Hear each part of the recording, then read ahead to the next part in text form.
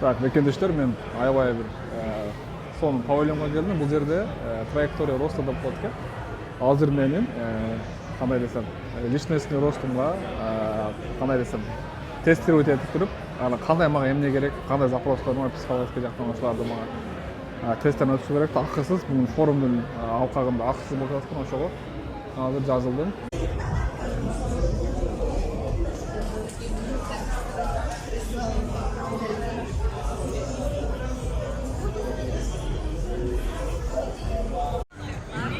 Мекендештер, мен азыр гана траектория роста деген иштен чыктым. Жанагы диагностика өткөрүштү, тест психологический.